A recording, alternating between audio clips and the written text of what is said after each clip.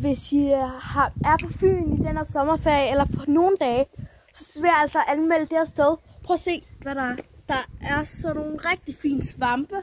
Det er rigtig fantasy, faktisk. Så lad os gå ind. Og det er ligesom Cornelius verden. Så lad os gå ind. Her. Ser I, hvad der er? Og så nu. Prøv bare at se her. På toiletterne. Og se der. Og her. Okay. Og så kommer... Og så går vi videre ind.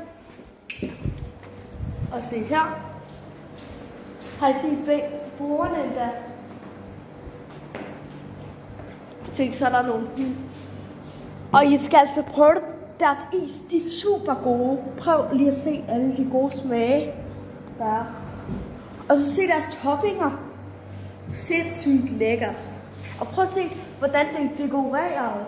Det her er det fantasyeste issted nogensinde. Så hvis I er et sted i Fyn, et eller andet tidspunkt, så synes jeg altså, I burde komme forbi til en is. Hvor er det? Hvad hedder det her? Det hedder... På Fyn. Og nu siger jeg, hvor at I kan finde det. Er I klar? Så nu skal I lytte rigtig godt efter, hvis I gerne vil have en is. Det hedder Vormark Iscafé. Vormark Iscafé. Ja, og det ligger i Hesselager. Så det ligger i Hesselager. Så I burde... Så hvis altså I er tæt på Fyn, så kom. Og bare like her. Hvis I har været her, så skriv det ned i kommentaren på den første video. Farvel!